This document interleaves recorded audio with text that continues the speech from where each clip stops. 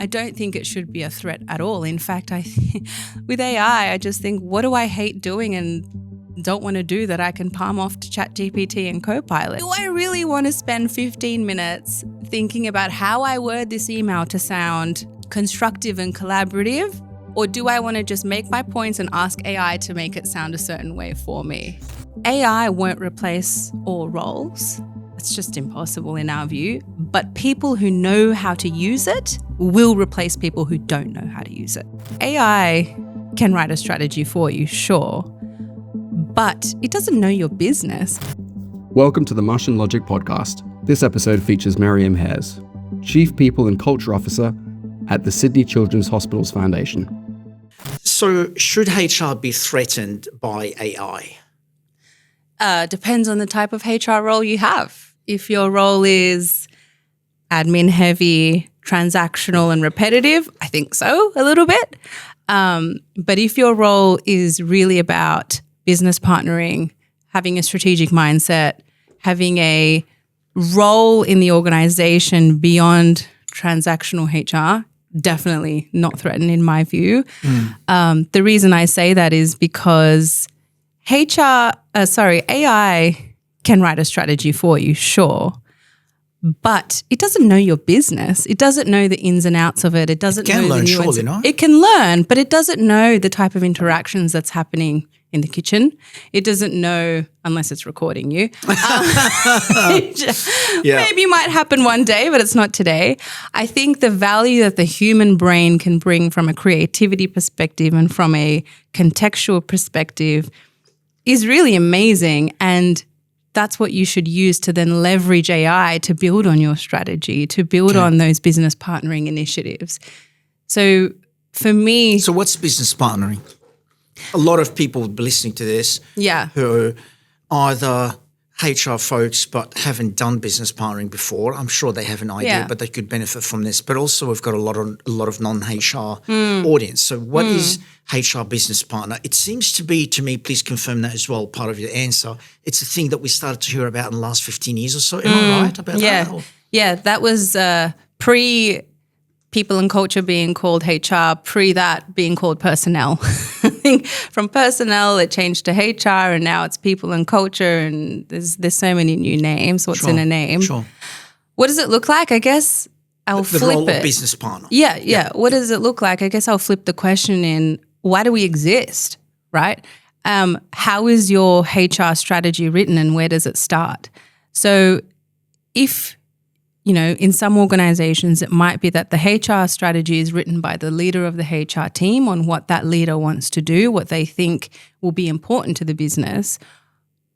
Whereas a business partner, the HR strategy should be written by the leadership team. And the HR leader... I was about to say that. How can the HR manager write? Yeah. Yeah, but that's what happens, Anwar. I think, in my experiences, I have seen it where HR is more of an observer and determines what is needed from a HR perspective. And yes, we have our expertise and our skills to say this is what we think. But really the leadership team should be writing the HR strategy and the HR person be really adding value to bolster that up and drive the technical direction of it. Guide that process and make sure it's... So a business partner doesn't sit in the HR office, right? You're sitting as part of a leadership team and your role is first and foremost as part of that leadership team. I say this to my team, right? Go outside of your remit. Like, it is important to understand how donor meetings happen. How do we actually fundraise? How do we run these events? Because if we don't understand that, all of these initiatives and policies and things we write are going to be meaningless and irrelevant. Whereas if you are stepping outside of what's defined as HR responsibilities and you are actually understanding a salesperson's role, a marketer's role, a finance role, you are then able to add value from when you're writing a policy or a program on how it will be lived and making sure that it's meaningful and relevant. And it actually matters to the people that you're writing it for, because I could sit here and go, here's an amazing benefits program that I think is important. But if I haven't involved the business, and I haven't been their partner to understand what they need and want, then my strategy is meaningless. Okay.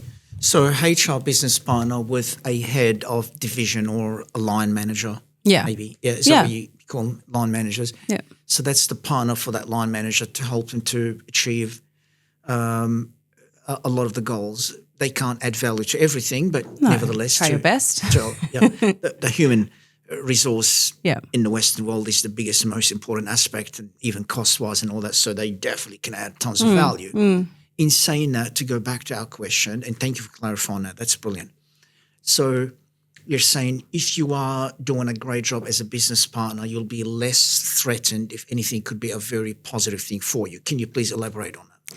From an AI perspective? Yes, the AI threat, correct, I mean, the less time I'm spending on writing an employee contract, emailing it over, because strong advocate of HRIS, like the one at Martian Logic, because we need to cut down on those transactional, in my view, low value work. Like, they're important, but if we have systems and automation and AI to run that, then it allows us to, as I was saying earlier, be creative and understand the nuances of our businesses more to then come up with the great ideas. I don't think it should be a threat at all. In fact, I think with AI, I just think, what do I hate doing and don't want to do that I can palm off to ChatGPT and Copilot? Yeah. Because it allows me to, this might sound bad, so apologies, we might cut it out later. Go for it. But do I really want to spend 15 minutes thinking about how I word this email to sound constructive and collaborative? Or do I want to just make my points and ask AI to make it sound a certain way for me? Interesting. Right? Because I want to be constructive and collaborative. But the time it takes, and I don't know if you've experienced this before, when you want to send an email, this is a very simple example. You want to send an email, you have a point to get across, but you just can't word it in a way that you're intending to in that moment. And you spend time editing and making sure it sounds nice and there's no, it's not coming across a certain way. You're asking the wrong person. I'm really sorry. You're too direct. I don't want to start a fight on this one, but this, it's a learning. It's a learning experience for me. Every email, exactly. You're right. It is a challenge. I'm acknowledging the problem. Yeah. But for me, I see it as an opportunity. I have to win that war. I have to understand that balance, that nuance in the conversation and the words that you use are so critical in communications. But it teaches you. That what I was getting to, right? I think it does. It teaches you. You would never remember it. Well, it depends how you use it. If you are using it as a learning tool, if you are using it as basically your right hand to help you make things better. So when I send those, it's not like I'm blindly sending those emails. I go back, I read it, I make sure, right? Because with AI, I don't remember where I heard this, but it needs a human sandwich, right? You need a human to put something in, AI does the hard part, and then a human to check it before it goes out. So if you're and that's the concept I try to follow always. Yep. If I'm following that concept, I am learning from it. My communication style, I would say, has improved from when I've just very simply asked AI to explain to me, how do I say this in plain English? How do I make this sound more pastoral? I don't know. But it has taught me. And I disagree that you can't learn from it. Sure. It depends how you're intending to use it. All right. It's a small little point. Let's not get stuck too much on it. I respect your opinion and I feel I've learned something from there. Yeah. Depends how you use it. You could learn from it. I accept that. Yeah. But to come back to a lot more important point you were making, we're talking about a role. Not all HR roles are the same. Yeah, that's You're right. saying, look, unfortunately, some HR roles are heavily admin roles. It saddens me to know that as someone who knows so many amazing HR folks. So it's really sad, but that's fact at the moment. And you're saying, look, if you really have been taking your role seriously even before, not because of the threat from AI, way before that, as you don't want to worry about admin. My role is way more than admin. I want to have a seat at the strategy table. I want to add value to those line managers. I want to partner with them. You're saying that would make it now more of an opportunity. Maybe can you elaborate on that? Yeah. I guess in my experience, I've worked in organizations and I would say not in like recent times, not like I'm talking 15 years ago, in the last 5 to 10 years where there were paper employee files. Yes. To me, that's incredibly surprising. But it still exists. It still exists. And I'm sure you've seen it too, given what you do. So pre-AI domination, that in itself, that automation of what is available to us as HR people from an an admin automation perspective is phenomenal. We should be leveraging that. And I think my approach has always been, can we just make that stuff that is standardized, transactional work automated so that we can come up with the creative, come up with the strategy, spend more time from a relationship perspective with our stakeholders within the business and outside to then come up with ideas. So it was... Let's take an example. Let's be brutal with this. Yeah. And you're the best person to talk to about this. Like, that's fantastic. I'm really appreciative already. Let's use an example. So if we can break it down for the people listening, let's take a particular task or conversation. For example, I always cite, because I don't have as many examples as you would or knowledge about the role of an HR or a business partner, but I use the example of employee value proposition. This is serious HR work. Got to work with the entire company. Serious changes need to take place. It could be years before you get to where you want to be. Yeah. And this is an example I use where AI can't replace that. It's to sit down and have these conversations to find out how are we failing women between the age of 25 and 40 be able to work in our company. The data is showing that we're not attracting and retaining this group. And it's critical, let's say that's the case, for us to win in this area. We've got to be able to become a company that's attractive for those people. To turn the company around to become that kind of company is not a small thing. It's not an admin tool. It's serious conversations with people all the way through the hierarchy. I use that as an example. You might have a better example though. I need an example so we can break it down in terms of why AI cannot do this human elements, these kind of conversations and real understanding about where the problem is. Yeah. I think to what I was saying earlier is those nuanced business insights that come out of conversations, that come out of being in a meeting with someone, that come out of conflict. Like so many insights into how we do our work comes from the relational portion of our work. The data that AI can capture is incredibly important, but that's one aspect. You need both, right? You need a human to come in and be able to add the qualitative stuff that they've observed. But with EVP is a really good example. We have, over the last 2.5 years, done a lot of work in this space. EVP is employee value proposition. Yeah. In terms of what is it, what is the value that we give to employees to come work for Sydney Children's Hospitals Foundation? What do we give them in return for their time and all their effort? And at the time we were going through that project, AI wasn't at the forefront of our minds at that time. It kind of came in later because we started this work in 2024. But now when I think back, it would have just, in hindsight, if we did use the tool, it would have just made the project management of it, of working through our EVP development. Sure, I agree with that. And the, actually writing the programs. Streamline a lot of things. Yeah, it would have really helped. But it would have helped with research. Sure. So we want to use this as an example. I'm glad you agreed with me. It's a good example. So thank you. It's a compliment already. So to me, I really, you said you remembered me from the HRD conference. Actually, it was the AI talk. Yeah. And I'm not necessarily you'd remember, you've heard a million people like me talking about this topic since, but the point I was making was all about the quality of the conversation. I actually emphasize it in our company. I say to the developers right now, our role is going to be about getting to the root cause. I use this example.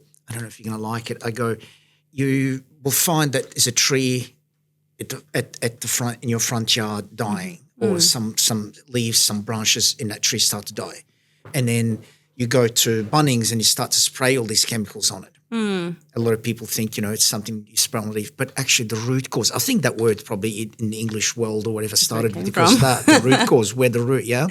So you realise 2 doors down, some guy does mechanic work or whatever and pouring some engine oil on that thing for the last 20 years, and that's why that thing started to die, the root cause, yeah? And I go to talk with clients about what is it they're trying to solve, what is the problem, to get to the root cause of the problem. First of all, it takes that person even agree to sit down with you. That is a huge thing already. You've got to be that kind of person to even want to sit down with you. Why would they give you their time to tell you about their problem? Then, now that they sat down with you, would they feel that they could trust you to open up enough? That's the only chance you have. Even then, you need a lot of skills, not necessarily you're going to be able to navigate to the root cause, but this is at least the starting point for you. But can you see how much humanity involved in that? Yeah, absolutely. Can you please talk to that? Am I crazy? Am I on the right track here? No, it goes back to the human sandwich. AI is a tool. It's an extension of us. It should not replace. Human sandwich? Yeah, the human sandwich of AI. It should be that a human puts in the prompt, AI does the middle part, and a human checks it and takes that information. It should be a human sandwich because it's an extension of us, right? In my view, it's not it replaces me as a human being. It cannot do that. But it should be something that I leverage to improve my life where I can, whether that's at work or at home. But I think in my experience using AI, it does bring out as I said before, it allows me to focus more on the relational aspects of whatever the initiative is that I'm working on. Talk to me about that. Relations with line managers. I'm not talking about your current organisation. Yeah, anything. Yeah, but right. I mean, give us an example. Share with us insights. Right. I can't share that. For example, did you have to sometimes, unfortunately, find that this particular person that you hire to be a business manager with some line manager, it was never going to work. You had to let them go because they didn't have the right personality, that they could not get along with that line manager. They didn't have those people skills. I mean, how important is it, the people skills in those roles? Yeah, what I mean by the relational aspect is AI in its current form and what I understand of its future cannot sit and compel a donor to give to our cause. They can't sit and understand what has our donor been through, what is their personal connection to the cause that we are supporting.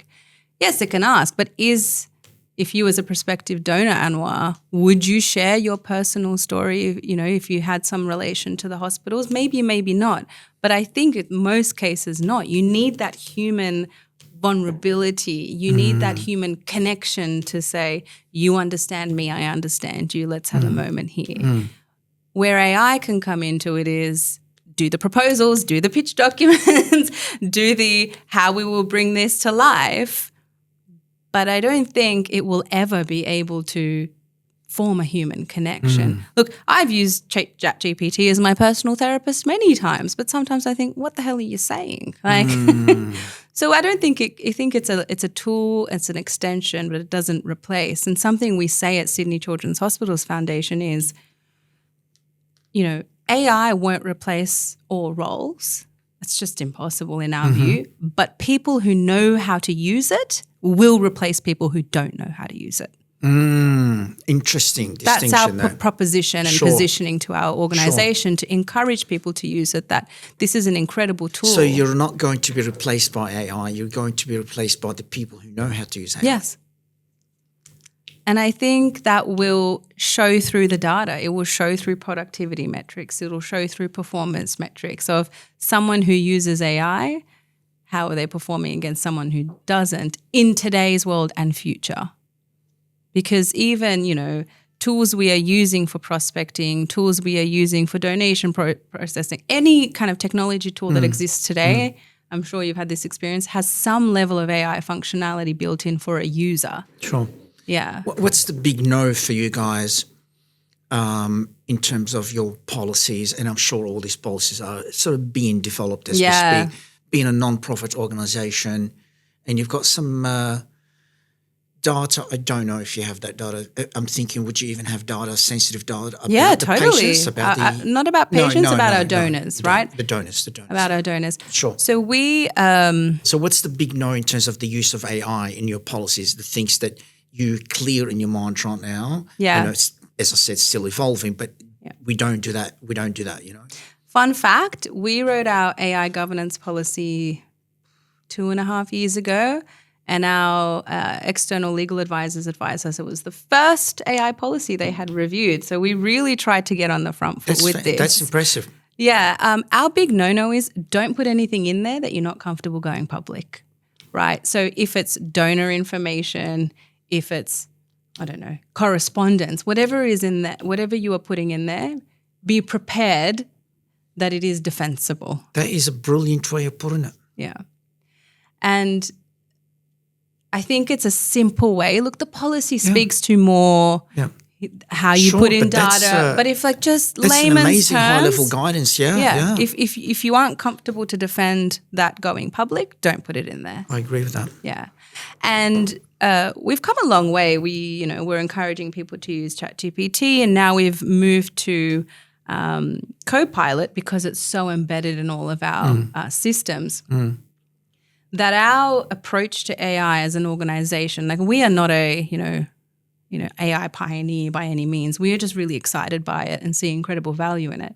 So our strategy at the moment is bedded in a couple of things. The first thing is, do all team members have the same level of accessibility to AI tools? Yeah. So what's important for us as an organization is that every single human can access AI and the same type of AI. So that's an equity thing? Equity, yeah, that's right. You're right, because knowledge is power. You don't want to empower certain people. I totally agree with that. That's very noble, yeah. And I think that, it's equity, it's fairness, that, it's not a hidden factor that I've used AI. So that's one thing, is making sure everyone has that accessibility. The second thing is from a cultural perspective that everyone has permission to use AI. Something I was reflecting on earlier was just the sentiments people may share based on, the sentiments people may share or feel in using AI. Something, I can't remember the statistic now or exactly where it came from, but I remember hearing that females are generally less likely to use AI because they feel like it's cheating and they feel like they're not doing the work honestly. Yeah. And that might resonate with some people, that might not, but it's an interesting sentiment. I think that sentiment was written by a female probably. Yeah, probably. She's been biased. Probably. She's making it look like nicer people, but no, I understand. Who knows, right? But it just, I think it's an I get interesting your point, though, point. About if there's any social or religious, there could be many factors why people, you want to deal with those first to make sure everybody feel, you know what, they understand the value and they feel they have the permission. But I think it's not that I agree or disagree with the sentiment. It's more that it's an interesting insight that people may feel that they're not doing work Could be many fairly, reasons. right? Could be many reasons. Yeah. And so it was important to us that it is clear to our organisation and our staff that we encourage it. You are all permitted to use it. This is not cheating. We expect you to use it. If you feel that you mentioned something, please explain that. You said they might have felt that they've got too much time on their hand, and you're saying it's okay, enjoy it. Yeah. Think about strategy. Please share that. Yeah, sure. So I think in my team in particular, in our people and culture team at SCHF, our work fluctuates, right? It is dependent on what the business needs from us. We have our core strategy, we have our business as usual. Sometimes you're way more busier in a period than you would be in another. And something I always encourage with my team when they say, it's pretty quiet this week, I don't know what's going on, can you give me, something to work on? I say, no. You need to chill out. You need to give your brain a rest and reflect, because that's where creativity happens. When we're constantly go, it's very hard. Well, for me, I cannot come up with a bright idea. I need to learn a lot more from you. I would be the latter. I would be the go. I would feel, oh my God, I need to find work. Yeah, and I do that too. You're so right. It's actually quite uncomfortable accepting a quiet downtime when you're a high performer, especially. It's quite uncomfortable I think you just feel guilt as well of, I should be doing more. Yeah. But in my personal experience and what I try to share amongst my team is I think that quiet time is incredibly important to give your brain space to come up with the now, the next, the new. Because if we're constantly doing, we're not going to be able to think, right, and create. Yes, we can, but the potential of creating when you have a bit of peace is way more. Totally agree with you. Yeah. As soon as you said it, connected the dots in my head. So brilliant. Yeah. Okay, but the great. third thing to the question earlier about organisationally, so it was we make sure people have accessibility, we make sure people have permission. And the third thing is that we're equipping them with training and also governance. So the AI policy, it was important that we have that clear on what people can and cannot do when using AI in their work at SCHF, but also that we have some sort of training support for our staff on how to use it. My goodness, you are amazing. So accessibility, permission, training and policies, governance. This makes so much sense. It's simple, right? I don't think it's replaced my role as a HR professional. I don't think it's replaced any of my team's roles, but it has replaced some of the crappy tasks that would take a lot of time that we don't need to take time on anymore. Speaking of this whole replacing thing, it's a big change of topic for a minute when we'll come back to it. Do you think there will be, in a couple of years, as early as 2 years, which is a big thing to even think it's possible, there'll be some universal income because 50% of the population could be unemployed. But you know what? We're making a lot of money anyway. The government can afford to pay people not to work, just to survive and without having to work. I don't know, 50, 60, 70K per person. But because of AI? Yeah.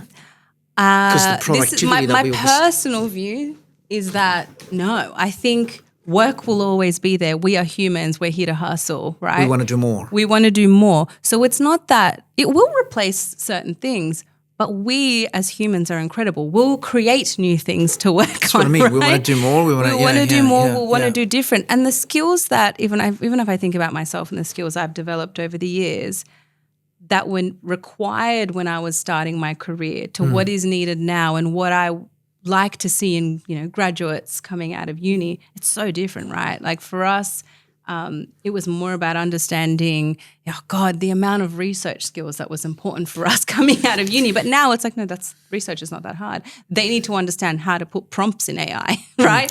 Very interesting. Yeah. Very interesting. You said something in the course of this answer of this point I've just asked, made me think about something. They cite, for example, the universal income thing. They cite comparison with the Roman Empire, the people in the actual capital of the empire, Rome. That's sort of the middle class and all that where they lived, and they weren't doing much, and they were living amazingly well. Okay, the slaves did the work, so they're saying right now the robots, the AI is sort of the equivalent of that, right? And what's interesting though, what I would love to see some statistics about the percentage in the workforce now compared to then who did physical things, who created physical things versus a lot of the work that we do at the moment. There's so much percentage of the population that do work that isn't physical. And the difference and the impact of the change in this category of the work where it's not physical versus the actual robots that create cars and trucks and roads and whatever else. It's so funny how we've evolved as humans, isn't it? Like we now are so physically inactive compared to before that we go to the gym and tire ourselves out so we can have a good night's sleep. Isn't that wild? I know. Right? And it's probably only going to get more. But I think there is so much of science and the human brain that we know and don't know. Like God knows what else we're capable of. Now that we have AI, it might unlock something else in us, right? I think it's transformed the role of HR in my own experience because it's allowed me to really focus on the relationships I have with our board, with our executive, with our staff, right? Just from a stakeholder perspective. And the insights that I am able to gain from that and bring back to AI to help me form a strategy or come up with a solution to a problem is incredibly valuable. We are going through each year when we do our annual budgets, we also do our salary budget, and what about a revisit on our structure? Do we need to change any roles? Is it staying the same, and so on and so forth? And now that we are so in the space of AI more than we have ever been, we've done this very deep, comprehensive task that we hadn't done before, which is, do I encourage everyone to do it? I don't know, because it's a bit painful, but it's certainly worth it, is look at every single job in the business and understand, because our position descriptions, boring topic, but they're standardized to say these are the core categories from all of the sales roles. These are the core categories. And the tasks will differ, but categorically these are the functions. So we've tried to standardize as much as we can. So we've mapped out how the job is designed for each position. Okay. And then done an analysis on, well, how much of that job design, how much time is allotted to each of those categories and tasks in design and then in reality to understand capacity. Then we've gone and looked at, okay, for each single line, which is each task within each category for each role, what is the alignment to our organizational strategy? Is it a high alignment to it? Is it a low? Is it a medium?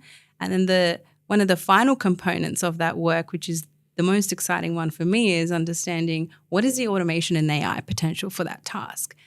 And we don't have the answers right now to say, these are all the tasks I can think AI can do. There's certainly, we're not in that place. But to even just reflect on it, I think has been really interesting to go, I've never thought about it. I wonder if there's something AI can do in this space for this task. And because if you look at it from a capacity perspective, if I'm spending 40% of my time on a task that should only be 10% of my time, that's something that I should go, okay, I don't know what solutions out there, but could there be? And it's just such an exciting place to be, to understand, or how do I leverage really like AI? That. Yeah. So it's transformational for sure. I really like that. Yeah. Thanks for sharing. I think a lot of people are going to find that interesting. My pleasure. They don't need to necessarily do it for the entire company all in one hit. Start with one particular division, 10, 15 people. Yeah. And then go from there. And you want to work with your champions. We want to work with those who are really keen to start it off, because I think the new and bold can only come when it's really bought into, right? If we go, here's an org-wide template we all have to fill in, it's new. People aren't going to buy into it straight away. So take your time. So what will happen to those amazing HR people who have been just admin people? I don't know the answer to that. I don't know.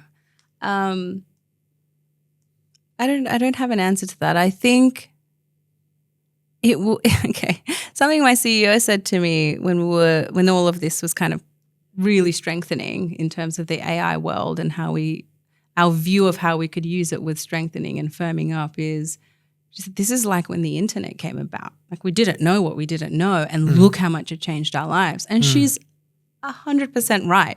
Now, even with just 1 or 2 years of us using it, do you feel the same? It's like, if I look back, it's like, oh my God, how the heck did I do this thing before? Just faster, the adoption is faster, that's all. But it's just changed as meaningful and deep. And to your point, are you trying to say maybe indirectly, look, we created more jobs, we didn't lose a lot of jobs? Yeah. There's more employment. I think that's absolutely true.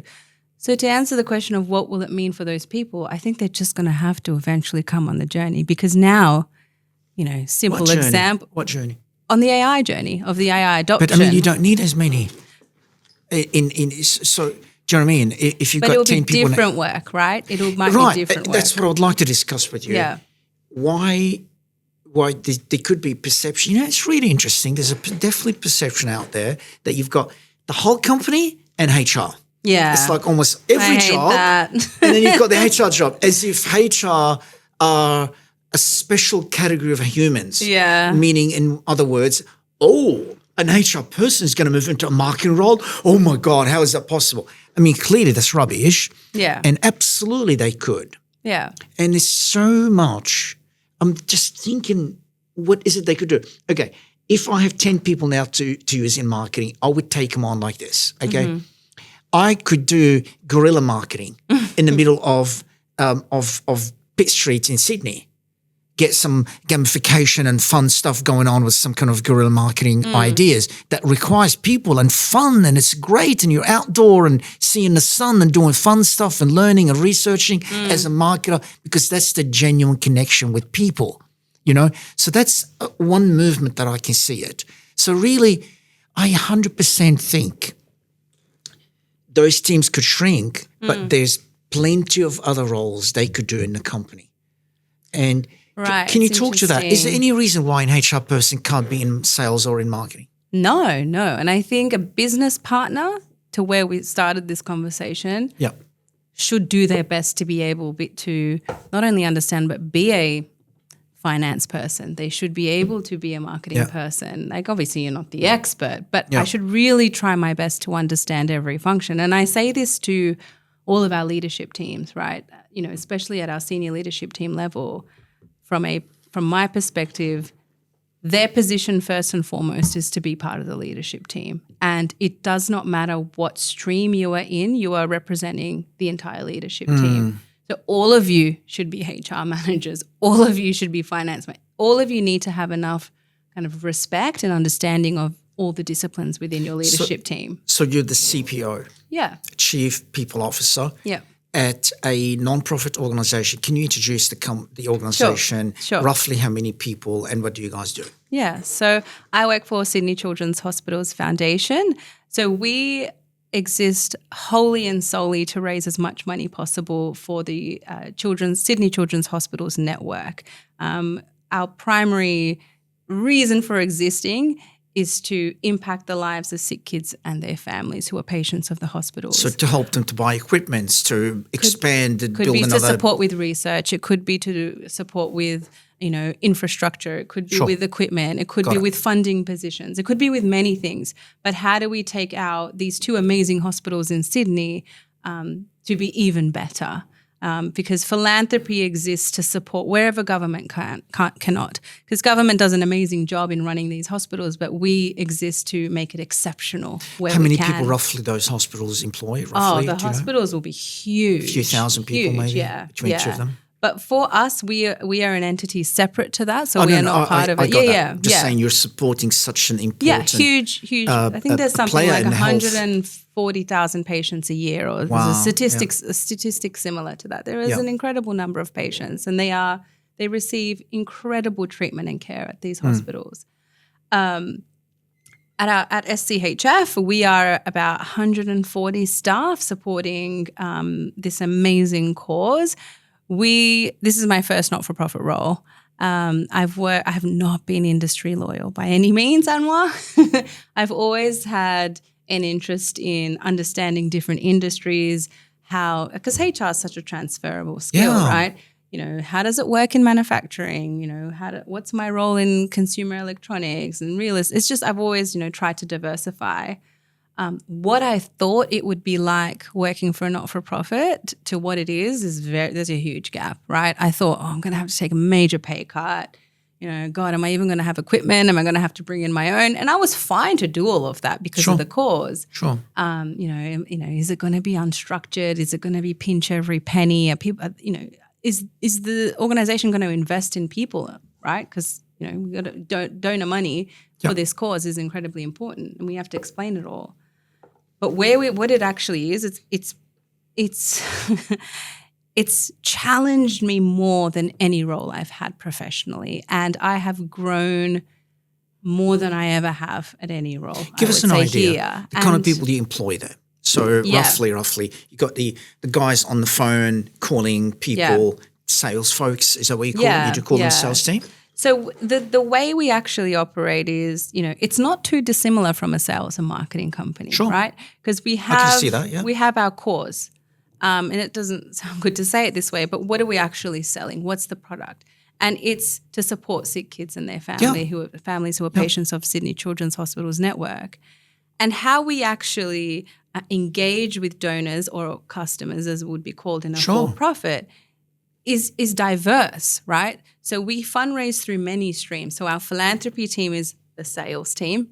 And that has really, very clearly defined streams underneath it. So we have our corporate giving team. So they are all about how do we partner with corporates? Because how you fundraise through a corporate partnership is so different to how you fundraise through a major giving donor. Oh my God, you're working with B2C and B2B. It'd be completely That's different. That's even more sophisticated than our team because we only do B2B, you know what I mean? Right, exactly. Definitely, I'm acknowledging that. Yeah, it is incredibly complex.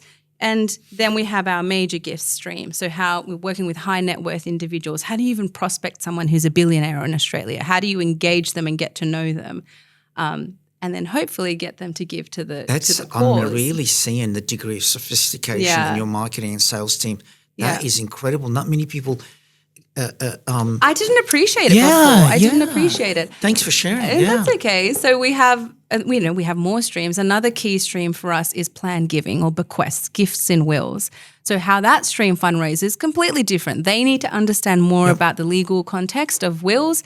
They, work with, obviously, their donors, but their stewardship journey, obviously, is very long because by the time you engage someone who's willing to give a gift in their will, by the time that they actually, pass and the gift comes to the foundation, it's a long journey and long lead time. But their prospecting is also different because they need to, have relationships with lawyers to then the lawyers to then encourage their clients to choose us as a charity to put a gift in their will. So these are just three streams of many. So it's amazing.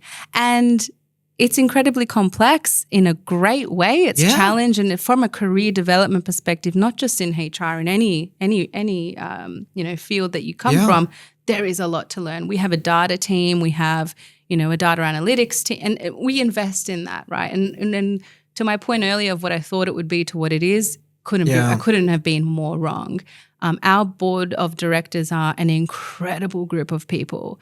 The chair of our board is a managing partner at Brookfield, so private equity, has a really great approach to how do we raise even more money for this cause and that care and connection to why we're doing it. We have, the CEO of Bank of America for Australia, Asia Pacific on our board, so really great people on our board.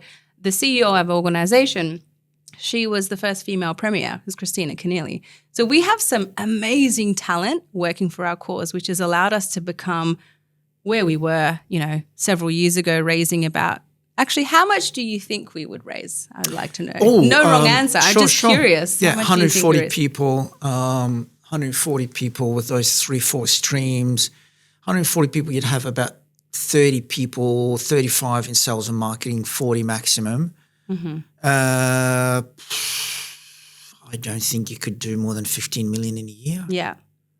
Yes, what?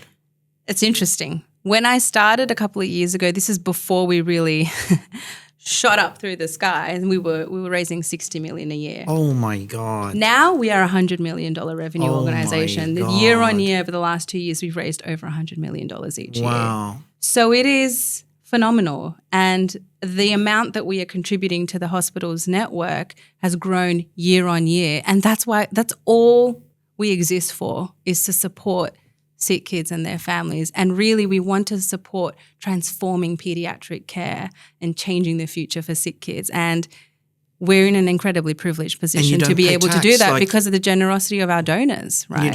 You don't pay tax on that, so that means you just pay for your expenses and pretty much most of the remainder of that free cash flow can go to the donation. The free cash flow. Well, we don't pay, payroll tax laws differ. No, I meant income tax in, let's say for our staff? The profit. Let's say you're making profit. Oh, sorry, yes. Do you know what I mean? It's a different model. It's a different model. Yeah, so you could, therefore, the donation could be quite significant. Because it's maximised. Yeah. That's right. So we as an organisation, it surprised me. But now where I am now, I've just learnt so much being here. And even being able to come here and sit with you is an incredible privilege that I don't think I would have had a few years ago. And it's only because of the role and opportunity I've had at Sydney Children's Hospitals Foundation. Well, you mentioned the board. Are you aware of the difference? Not necessarily you are, because depending when you worked in the corporate world, what your role was. But have you had time to reflect, for whatever reason, the difference in the structure?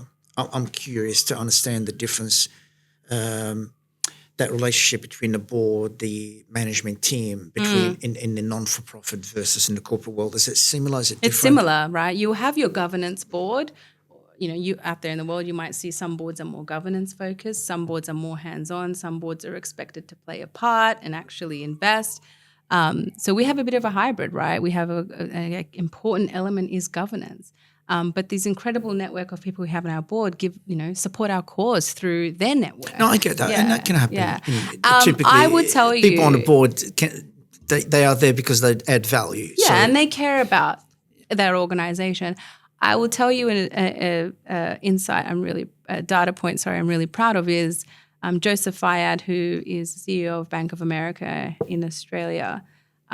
One of the board papers we wrote, and he obviously, as you know, very, very, incredible individual, very accomplished in the corporate world. He told us that one of the board papers we presented is the best he's ever seen. Now, he's been on ASX boards before. But the degree in which we operate is like a corporate. And I think that's why we've moved from everything you're saying, 60 million to over 100 million now, because we have this commercial mindset to how do we raise more money, but the human element of why are we raising this money? And that's never lost in what we do. Do you do the donation at the end of the financial year? Do you actually distribute the donations, whatever that is? Yeah. Do you know roughly what was the last time in the last financial year? Last time it was over 50 million. Wow. Right. Yeah. It's incredible. You can build a new wing in a hospital for that money. And we have contributed to that, right? There's the Kookaburra Centre, there's a Centre for Red. There's just so much happening that we are proud to say that our generous donors have, really enabled that. Stuff. It's really, we're just the middleman, right? We're the conduit between the cause, and it's really because of the generosity of our donors. Amazing. It's really privileged to have you and learn about all that stuff and the cause that you're doing. The vulnerable things, remember? Yeah. The children, the older people. Got it. Yeah. It's amazing. Okay. Yeah. Let's see if we can get back to the role of the business partner, the HR business partner. Educate me about that. If you can educate me, you can educate the audience. So give me some real understanding what it takes for an HR professional to be successful in a role of the HR business partner. 3 things, 3 characteristics that you believe from what you know that would make them quite good at their job and succeed. I think you need to be flexible would be one of the first things. Of what's important to me needs to be what's important to the business. Like obviously have the important compliance stuff. Sure. So we'll put that to the side, right, for the moment. But, if I have, our director of finance expressing how important a pain point that they're experiencing and how much it's affecting productivity in their staff, that should be what's important to me. And just because my view might be to me right now, it's important to redo our EVP because, that's my views. No, I need to be able to park that and be agile to focus on what the business actually needs. Let's take that example. The CFO, director of finance, whatever conversation, you're the business partner with them. Yeah.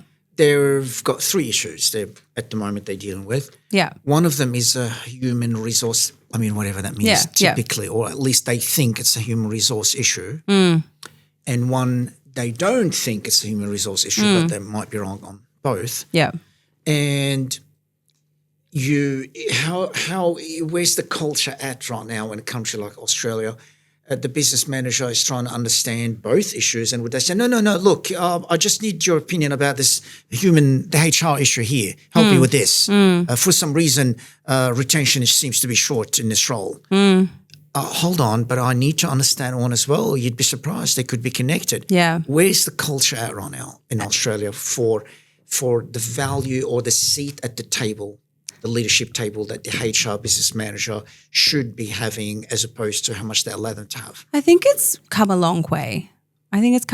Certainly from my personal experience of, HR reporting to a CFO or a CEO. That in my own experience is less and less, a COO, sorry. That to my own experience is less and less now where, no, HR is reporting to the CEO and the CEO is seen as the HR champion as well. It still exists, I'm sure, but it's slowly moving away from what role we play in an organization. I mean, there's various reasons to that, right? Psychosocial safety obligations on organizations has, really transformed how we need to operate and think about the people space.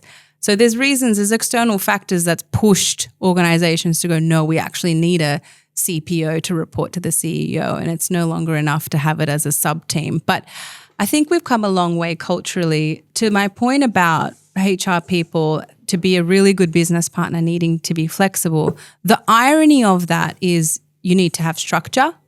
And we actually observed this through developing our flexible work practices at SCHF. But how we run our P&C team at SCHF is we have structure to allow for that flexibility, because if I don't have regular one-on-ones with all of my stakeholders, if I don't have, even just let me take a step back, who in my team is doing what, right? Does the business understand how each of our roles differ? If, that's a very simple question that, sometimes is unanswered in organizations. So how I structure my team, we're a team of generalists. I have my stakeholder group, which is the exec team and the senior leadership team. The P&C business partner, hers is the middle management. And then the P&C officer, her stakeholder group is all the staff who don't have staff reporting to them. So having that structure and those, channels of checking in, how are things going, allows for us to understand more of what's happening in the business. There's many ways of doing that. That's whatever works for you. That's just one way. It's great. Sure. But nevertheless, I mean, we're talking about the, if that CFO doesn't believe or for whatever reason could be, born out of insecurity or old-fashioned approach, or, to be honest, it is the insecurity and maybe not used to sharing and stuff like that. And they exist in so many organizations, corporate or non-for-profit or private or whatever. I mean,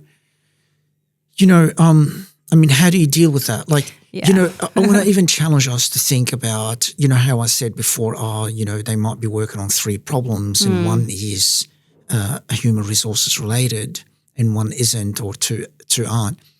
I want to even challenge us. Is there any problem? That isn't. Yeah. Is there? You probably would find it very hard to find one. No. Yeah, I couldn't think of one.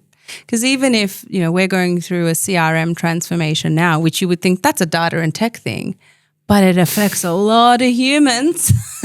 Who implemented that system? Who's putting the data in that system? How is it working? How is it impacting how they do their jobs? Has it enhanced that? Has it actually made it more difficult? So you're right. That is such an intelligent observation. Thank you. Yeah.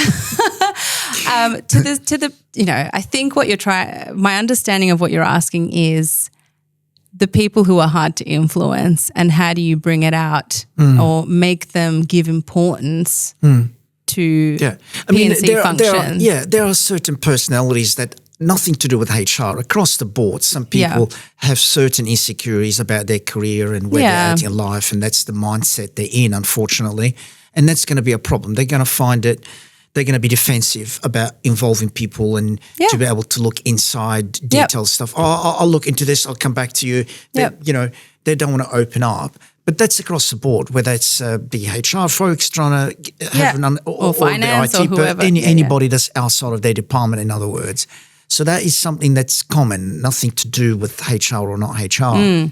But it really is interesting for us to be now bringing the conversation to that level of actually saying HR isn't just an isolated little department there.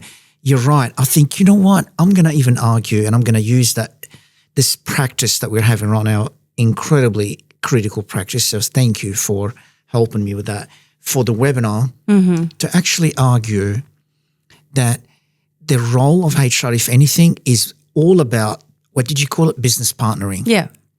Because literally now see this whole thing about HR and finance, 2 different things. They're not anymore. You're embedded in there. Yeah. Why would you even be called HR anymore? No, I know. I don't even know what the right name is. I don't. Yeah, that HR word, I think is going to probably go. Even people in culture, I don't know what the right word is. But But you're embedded in this division with this line manager. Yeah. And you're providing, a human resource.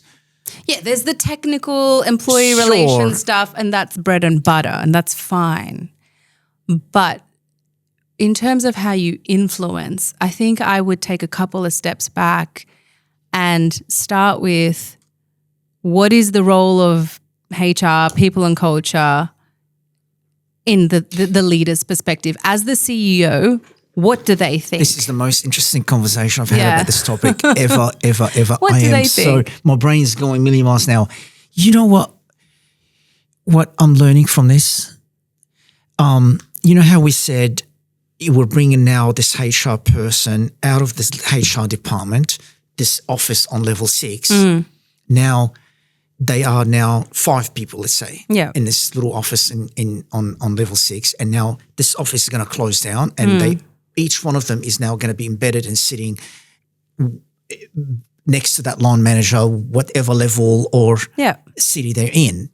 So this is gone. So we're saying we're diffusing, or we're infusing, this department into those different multiple departments. But when you think about it, it goes both ways. It's a double-edged sword. That's what we're talking about. That person has to let go and open up and share more information. So it's actually both ways. And this is where everybody's going to win. Everybody's going to learn more, because by the same token, HR can be very defensive, and they think, talking about humans is such an exclusive thing. My goodness, we employ humans that will be the right people to be in our organization at this point in time to report to this person. We're trying to make that match work. It's not rocket science. Please talk to me my language here. Don't make it HR complicated. So it's actually both ways. And that's where everybody is learning. And the organization wins as well. I think that's just so true. And if we strip ourselves of our ego and that I am telling you, Anwar, this is how you need to phrase this conversation, that was just not going to work. Because how will you ever learn? How will you ever learn? Like, how will you ever have a conversation if you need to on the spot, if, HR is not available, or, anything can happen. But to me, for example, at SCHF, I do not sit in any performance disciplinary discussions ever. And I make that clear culturally that our role is not here to manage 140 staff. You've been hired as the manager of that team. Therefore, you are to have those performance and disciplinary discussions. I'm here to enable it to be a constructive discussion, give you guidance from my technical expertise. Create accountability framework, for example. Have help you build structure. But ultimately, that's not my role, right? 100%. I'm not here. I'm not the manager of all these team members. And I think HR, and it's a small thing, but to me, I've always tried to kind of move away from HR being the, we're going to have a meeting with HR present. It's such a pain point for me, because why does HR need to be present for this to be serious? Why is it not serious? Like, why are you as a manager not able to convey how serious this is from your perspective, right? So a business partner over time builds that, where it is the manager who truly owns end-to-end the leadership of that team member. So it's so interesting. You can argue based on this, if we're saying we're breaking down the boundaries between the HR role and between the line manager role, they both want the same thing. They want this division to be healthy. They want this division to be attractive to the best people they want to attract. And high performing. And high performing and stay and all that, retention, etc. And let's just talk as humans. Stop talking HR and stop talking finance. Just talk just to the point. People, right? Yeah, exactly. Like if you're having a negative conversation with HR language, it doesn't sit right. So let's say we agree with this assumption. Then we're sort of normalizing a little bit more of the HR role and the line manager role. Both are learning both about each other's roles and working in partnership, right?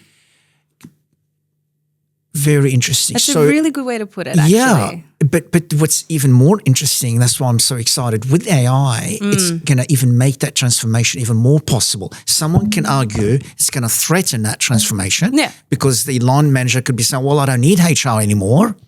I needed you only for some knowledge and some advice about the awards, whatever. I can get it from ChatGPT. Yeah. We know it's garbage, but nevertheless, yeah.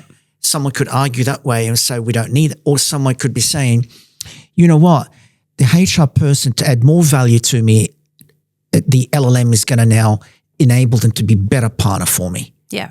And it's going to, so they can learn my world and stuff instead of having to ask me about everything stuff as a CFO and stuff. They can learn tons of that. The next day come in, spend 3-4 hours overnight learning and come in next day and add more value to the conversation, which is awesome. God bless. Yeah. Do you know what I mean? It can go in either direction. Totally. And I think, but that's the ideal state, right? I think we can't discount how it's a hard journey to get there. It's not easy. You need to get to that point through credibility, through wins, through, from a HR perspective, having demonstrated the value you can add. And that, I know it's kind of cliche, but you need to have first demonstrated, hey, this is the value I can add, but beyond the HR 101 stuff, to then get to that true business partnership level. So at SCHF, we built the structure on how we engage our stakeholders. We've built we've got our HRIS, that's all working great, amazing. So we've made the user or employee experience more seamless and positive. And so they trust us a little bit more that, okay, great. Now signing a contract is just so much simpler than it used to be. And, from a, governance perspective, I'm so glad I'm not getting an email copy of this. It's like it's safer. But we need to prove what we can do. So at SCHF. But how is that different from any It's not. partnership? But I would say what's different is, in my experience, HR never used to think that way as much, right? It was always like, every company needs a HR function and they're all compliance. And I don't know why. And I don't know to prove it. Yeah. We're HR. We have to. You've got to have about 2% of the workforce to be HR, 1% or whatever that is. Exactly. It's always been it's an understanding. But so even with you're saying, I think you might be implying that even now with AI, there's more even pressure to add value. But it's good pressure, I guess. It's a good pressure. Why would you want to be floating around as an admin person? You want to start to recognize I need to add value, start to be strategic where and how. And so it's a good thing, yeah? I think it's a great thing. And so to our, where we've come as an organisation on raising $60 million, around about $60 million 3 years ago to now over, year on year, over 100. Impressive. I personally attribute that to many reasons. Mm-hmm. One of the reasons and one of the most important reasons is the staff that we have, right? So we've grown. We used to have around 90 staff. Now we have 140. But the people we have now that we've grown, we've had people leave, we've had people come back, we've had, people from different sectors come and join us. But the people that we have enabled that amazing growth. Of course, yeah. And from a HR perspective, our role is to, from our technical background, provide a compelling proposition to employees to come work for us. The business develops that, but we translate it into, here's the benefits program and how it works. I think it's a partnership. Yeah. Speaking of partnership. Yeah. You can't translate it without the line managers. You want sometimes even the line manager to be the face of that. You want to film them in a video and put that on our EVP in the Seek ad, on a Seek ad. Our EVP, when we developed that, I purposely was not the chair of that work when it was being developed. I was very intentional on it. This cannot appear as a HR project, a HR thing. This is a business-wide initiative. The benefits that we design and hold as an organisation is a business-wide initiative. This is not a. So you saw yourself as the project manager? I was part of it, but I was very much trying not to be the face of it, be in the background, someone had right? to project manage that. So it was me alongside our chief marketing officer. She was the chair of it. So it was, at one point our CEO was, but it was clear that this is not a HR thing. This is as an organisation, this is important to us. Someone has to drive it though. Who was driving it as a project? And the CMO, right? Sure. But what I was trying to get to is we had, out of the 90 staff at the time, we had 30 people involved in this project. And it was really important to us that this was important to all of our staff today, to the potential staff we'll have in the future, hopefully. So we had as much people involved across the business, whilst being constructive, because we want to consult and collaborate, but not, make sure it's constructive, to develop something that, to your point earlier, that is through a partnership. It's not through HR in their office and, level 6 coming up with this bright idea. Can't be. No. Can't be. I need a fundraiser to tell me, what does flexible work mean to you? But also the line managers that you're going to be asking them to make changes. If they're not part of it, how the hell are they going to trust you? How are they going to manage it, They're going to right? take your instructions about, you've got to make these changes so you're more attractive to people between 20 and 50. Well, why? How did that happen? They need to be part of the journey and realise it as part of the discussion. I'm proud to say we did that really well, which is why, we're the only charity on the AFR Boss list. 2 years in a row we've been on that. We're the only charity on that list that's, up against. I'm sorry, what list? The Australian Financial Review Boss, the Best Place to Work list. Oh, I didn't even know there was one. Okay. Yeah. So we're on that. We've got Great Place to Work certification. Amazing. Congratulations. Thank you. Big achievement. Last year, they had their Best Places to Work list from Great Place to Work, and just something to gloat about how incredible our organisation is.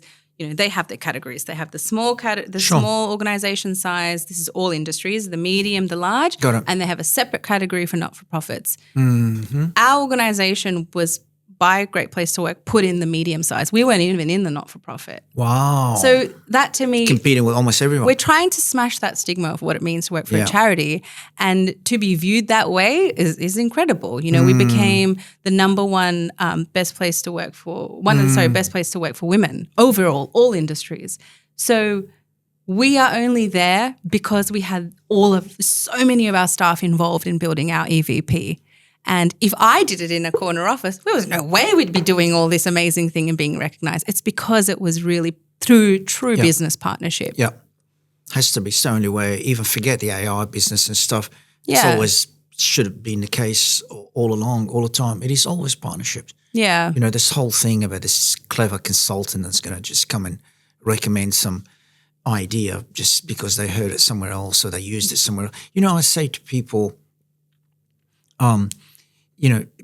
I get people asking me about my opinion about some business idea and stuff. I never get engaged in that. I say, mate, if you think because I knew how to get Martian Logic going and growing, you think I'm going to know how a wine bar in Balmain is going to actually work, man, it is literally as rare as a bunch of planets lined up once. That's how rare it is to build a company. Yeah. I would never think I'm some kind of now philosopher that can give advice about that stuff. And so that's just it gives you an example of where I'm at in terms of how collaborative it needs to be. Just because someone because you're humble, Anwar, right? You need humility as a leader, which you have so much of like, I don't know the answers, and a HR need to have that humility. Yeah, I don't have the answers. I don't totally understand how every stream and every role works. I need to have that humility that I don't know, and then give the respect to that person who does know to tell me, for me to be able to help if I can. Nice support. So business partnering needs you to kind of, what I said earlier, strip yourself of that ego, right? Have some humility and add value to your partner just as you want value from them. Speaking about personality traits and psychology and stuff, what does mindset mean to you? I'm not being too philosophical about it, just, quickly, just to define what that is anyway so we can talk about it a little bit. I'm really not, it's not a tricky question or anything. Just, what is mindset for you, especially in terms of being an employee? Yeah. You're an employee, HR is an employee, everybody's an employee. And what does it mean for you? How important is it for you? You as a professional, as a person, how much you value that yourself, but also as how valuable is it to any organisation? As a business partnership mindset, do you mean, or overall? Any professional, any employee, the mindset, yeah. I think we all have a mindset. Whether we've reflected on what it is or not is something else to answer. But if I can talk about myself, I think it's incredibly important, first of all, to have a growth mindset, to have also just for me having balance of I care about what I do. What's a growth mindset? Can you define that?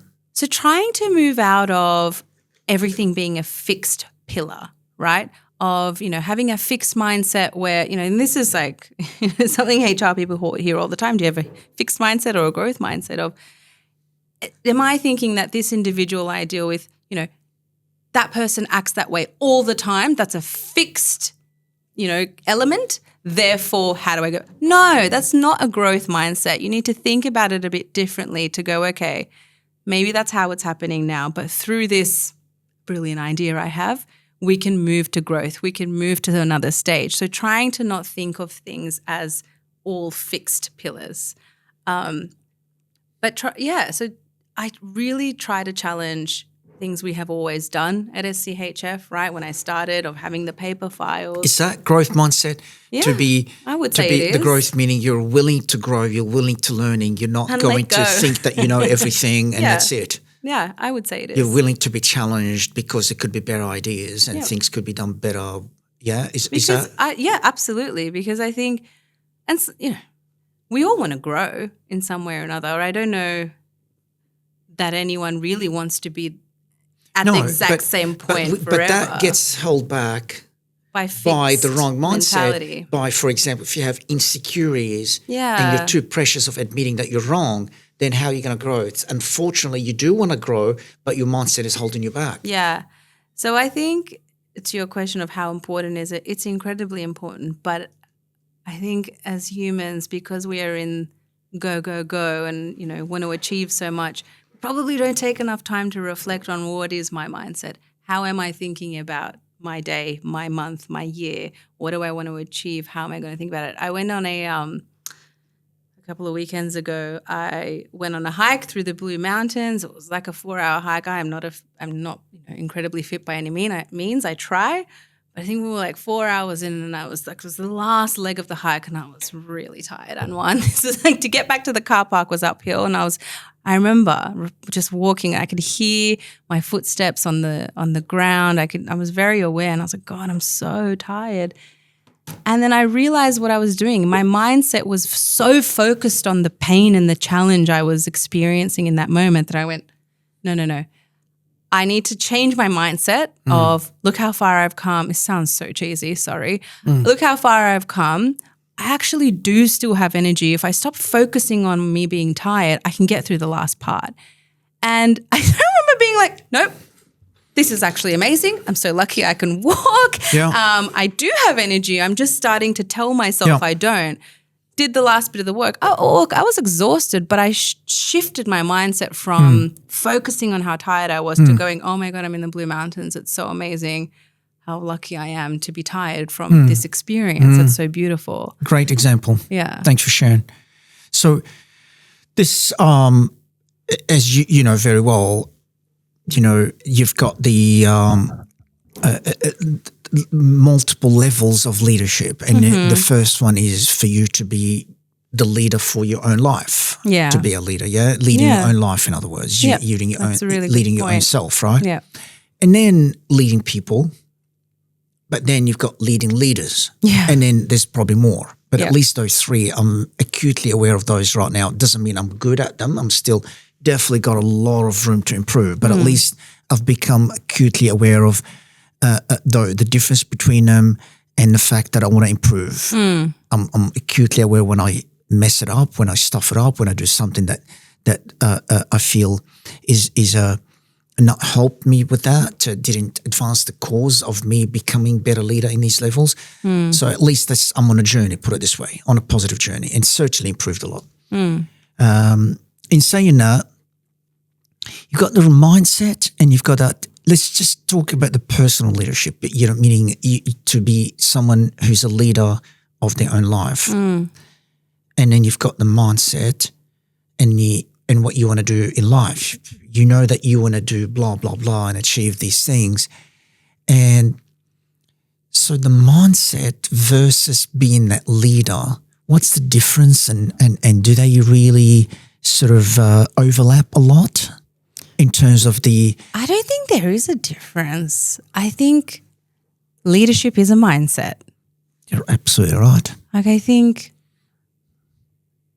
leadership, in terms of the acts that are performed through leadership, comes from thinking, comes from your Having mindset. the right mindset, right. Yeah, because something we really encourage at SDHF is leadership is not a role, right? It's Absolutely not a not. position. No. And it actually, oh God, I wish our leadership program, our learning program, the front cover page says leadership is a mindset, not a role, it's a mindset. God.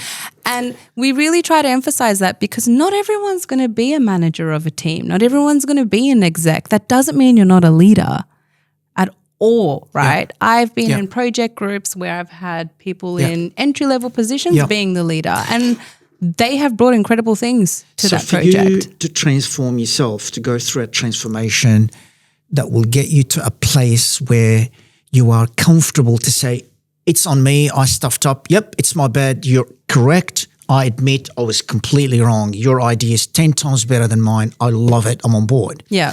To get to that point that you're comfortably able to do it, even me as a CEO in front of any employee, right?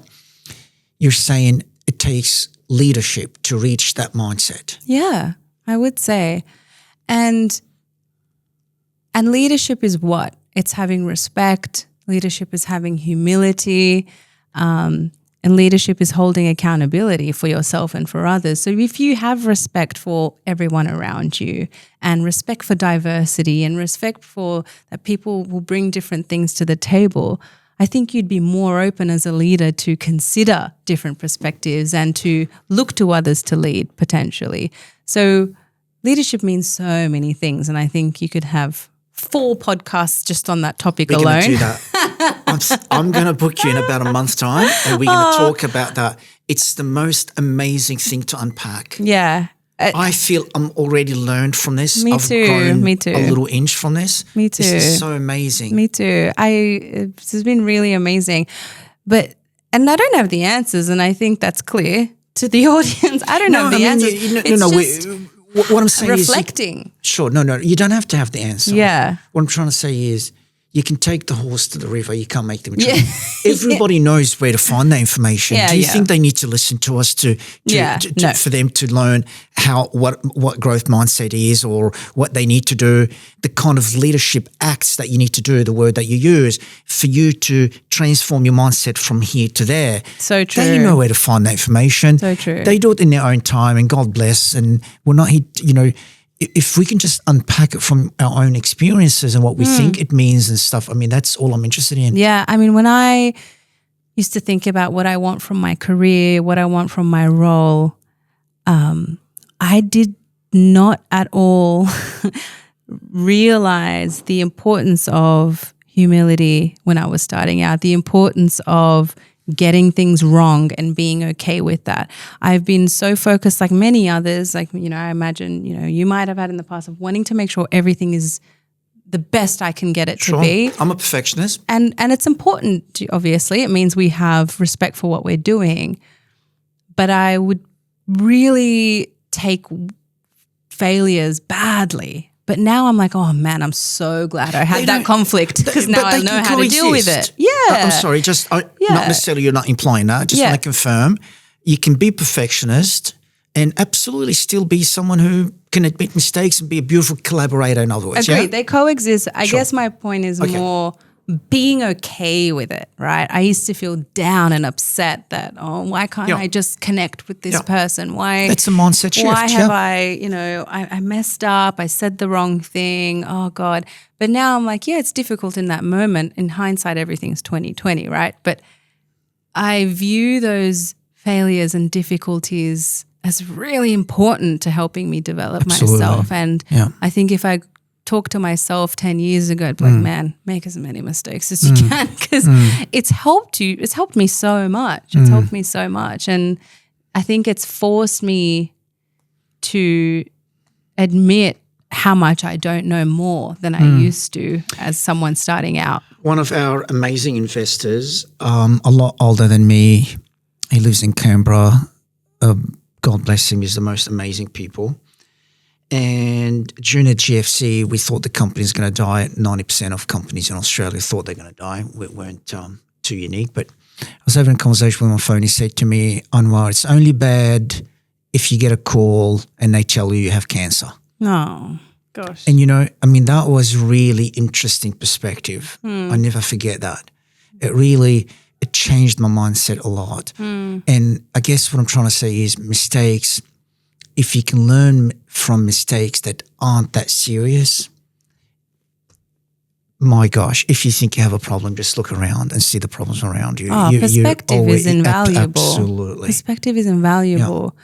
But I think, especially for people in your position, right, holding so much responsibility for humans who you employ, but also and the clients risk, and the shareholders. Yeah, and the risk that you are, accountable for from a compliance perspective, even, is like you want to mitigate risk as much as possible, but I don't think you can ever really eliminate it, right? I think for us to say we're never going to get hacked or we're never going to have a cyber issue is very... it's all about risk management, yeah. It's just not true. It's not a if, it's when. Yeah. So if we have that mindset of it will happen one day, we are going to make mistakes or things will fall over one day, but what can we do to soften the blow ahead of that happening? And even if we did everything we can and it still happened, how do we, ensure it doesn't happen again or move forward from it? But having a growth mindset about mistakes, not a let's just drown in the disappointment in ourselves,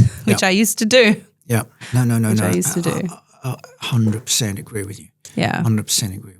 Okay, we're going to wrap it up. One more topic, probably 10, 15 minutes and we'll wrap it up. Go for it. It has been, I have to say, 10 times better than I expected. I felt I've learned. It's been really amazing. Thank you very, very much. Thank you, Anwar. Just want to pick your brain on one more thing. Okay.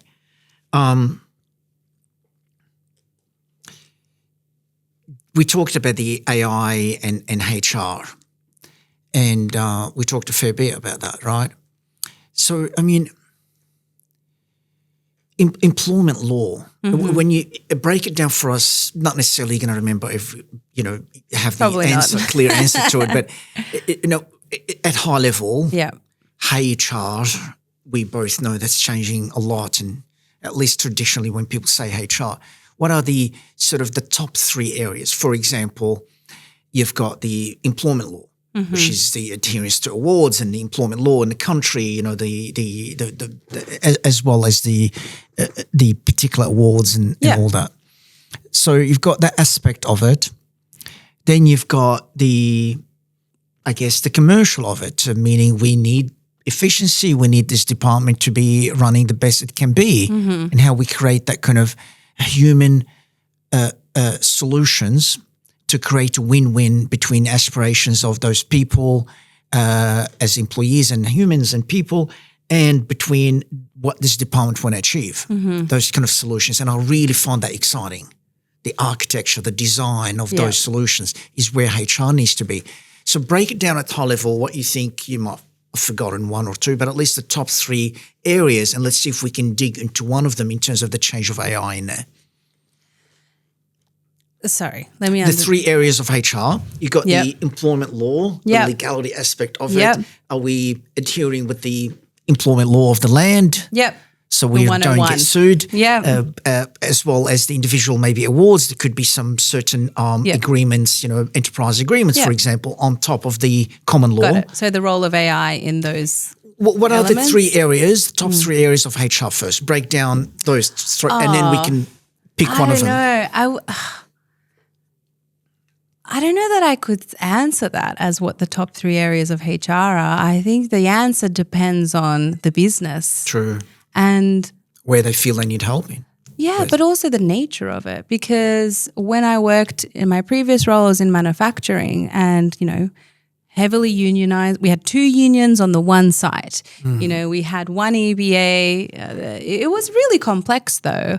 So what the top three HR functions there were is different to where it is now.